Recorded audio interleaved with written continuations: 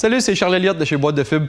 Aujourd'hui, je vous montre comment on fait l'installation de notre couvert rigide maison. Pour cette installation, on va utiliser le GMC Sierra 2500, mais sachez que c'est très semblable pour la plupart des modèles. Commander un gros item comme ça sur Internet, je comprends que ça peut être intimidant, mais vous allez voir, c'est pas si pire que ça. Quelques jours après avoir commandé, vous allez recevoir ça. Habituellement, j'aime pas trop ça commenter quand je fais des vidéos d'installation, mais là, je trouve que c'est un petit détail qui vaut la peine. Prenez 2 secondes et regardez l'emballage. Les bords sont bien protégés, les braquettes sont dans leur propre petite boîte, tout ça avec une corde de maintien. Tout est fait pour que le couvert arrive en parfait état, sans trop prendre de plastique. En même temps, c'est ça qu'on s'attend quand on commande un produit fait en Amérique du Nord. C'est parti. La première étape va être de venir installer le joint de cloison avant. Il va venir se placer sur le devant de la caisse, entre les côtés, le plus loin possible de la cabine. On va l'installer peu importe que la surface soit peinte ou rugueuse. La seule chose, c'est que s'il y a un rebord en plastique qui est à la même hauteur que le bord de la caisse, on n'en aura pas besoin. L'objectif de ce seal-là, c'est seulement de venir uniformiser la hauteur entre le côté et le devant de la caisse pour faire un bon seal tout le tour. Avant de venir poser le joint, on va venir nettoyer la surface avec de l'alcool isoprobulique. Ça va permettre d'enlever les saletés et d'améliorer l'adhérence. Ensuite, on prend le seal, on enlève la bande de protection, puis on va venir le coller sur toute la longueur. Une fois que c'est fait, on va couper l'extrémité avec une paire de ciseaux. Deuxième étape pour installer le couvert, on fixe les rails. On va commencer par les accoter sur le côté de la caisse, puis les pousser jusqu'à temps qu'ils viennent accoter en avant.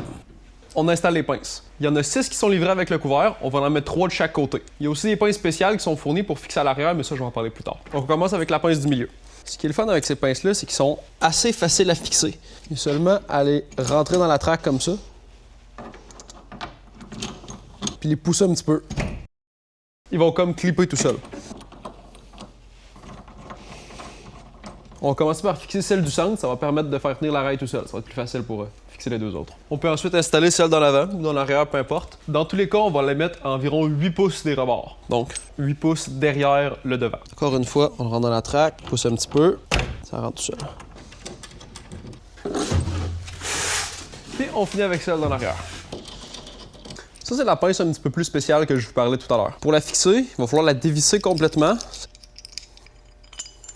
Fixer cette partie-là en rentrant la vis dans le petit trou qu'il y a là.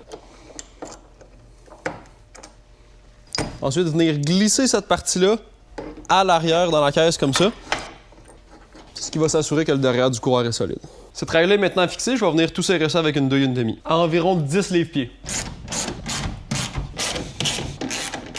Pour certains modèles de camions, quand vous allez fixer la règle, vous allez vous rendre compte que parfois elle peut être un petit peu penchée vers l'intérieur. Donc une fois que vous allez fermer votre couvert, il va avoir de la difficulté à bien clipper dans les tracks. Pour régler ce problème-là, vous allez utiliser les petits shims, c'est les petites laguettes de caoutchouc qu'ils ont envoyées. Vous allez tout simplement dévisser les 3 vis, séparer un petit peu la traque du rebord de la caisse, puis insérer le petit caoutchouc en dessous de où va être la pince. Vous allez pouvoir tout resserrer ça après. Ça va ajuster l'angle de la traque sur le côté. Comme ça, quand vous allez fermer votre couvert, il va bien clipper. Une fois avoir installé les rails, si vous le souhaitez, vous allez pouvoir installer le petit drain. C'est le petit tuyau comme ça qui est fourni dans la boîte avec le couvert. Personnellement, nous, on les a jamais vraiment utilisés. Ça peut être accrochant, puis le côté est bien fait, il n'y a pas beaucoup d'eau qui rentre à l'intérieur, donc la quantité d'eau qui va être drainée par ce petit tuyau-là est vraiment minime. Mais quand même décidé de laisser l'option pour ceux que ça peut intéresser. Pour mettre ce petit drain-là, c'est bien simple. Vous venez insérer le petit drain dans le petit socket qui est fait pour ça. Vous allez glisser le petit tuyau dans le trou qui est à cet endroit-là. Vous allez pincer ici pour retenir l'endroit jusqu'où votre tuyau doit rentrer. On le ressort au complet. On va venir le couper environ 2-3 pouces plus long. Fait comme ça, il n'y aura pas là, un long tuyau inutile. Il va rentrer facilement puis il va être à sa place. Une fois que les rails sont fixés, que tout est bien installé, ça va être l'heure de directement mettre le couvert. On va venir l'accoter dans le devant de la boîte avec la petite section vers la cabine. C'est pas un couvert qui est très large, donc on va essayer de le centrer le plus possible pour que le seal de chaque côté accote sur les rails. Une fois que c'est fait, on va venir le fermer. On devrait entendre un petit clic chaque fois qu'on rabaisse une section. Comme ça. Comme ça. Et comme ça. Une fois que le couvert est complètement fermé, on va seulement relever un petit peu le dernier panneau comme ça, puis l'accoter sur les rails. On vient fermer le tailgate. Puis là, le but, ça va être que le seal du derrière du panneau accote sur le tailgate sur toute sa longueur. Pas nécessairement qu'il embarque trop dessus, seulement qu'il accote sur le coin pour permettre que l'eau rentre pas. On peut s'aligner comme ça, on le voit bien. En ce moment, le panneau est un petit peu trop reculé, je vais seulement l'avancer d'environ 1 cm. Une fois que c'est bien aligné, je fais seulement peser sur le panneau un petit peu. Il devrait clipper des deux côtés. Je redonne un petit coup d'œil. Le jeu est bien fait sur toute la longueur. Dernière étape avant d'aller fixer le panneau, ça va être de l'aligner de gauche à droite. Le but, ça va être de s'assurer que le seal embarque autant de chacun des deux côtés des rails. Comme ça, l'eau, elle coulera pas dans le rail. Comme là, par exemple, il est un petit peu trop à droite, je vais le redécaler vers la gauche.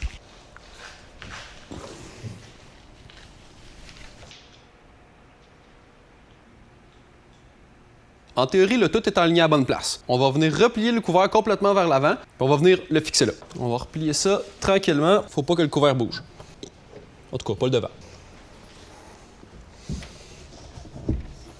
Avant de relever le dernier panneau, ça va être le temps de venir mettre les petites fixations pour en avant. Vous auriez pu les mettre plus tôt, pour être honnête, c'est parce que je l'ai oublié. Vous pouvez juste relever la petite section en avant, puis glisser la fixation sur le côté comme ça. Ça va aller pour l'autre côté. On glisse la deuxième. Et on redescend le dernier panneau doucement.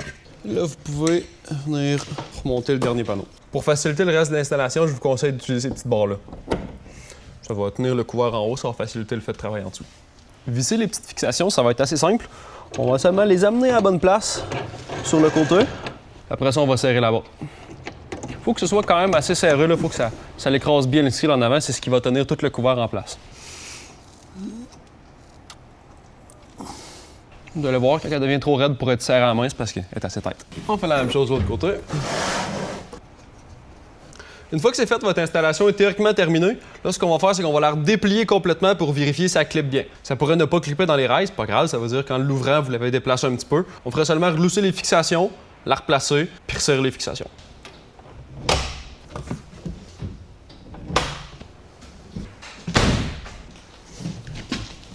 C'est ce qui va compléter l'installation de notre couvert rigide maison. J'espère que c'était compréhensible, que les étapes étaient faciles à suivre.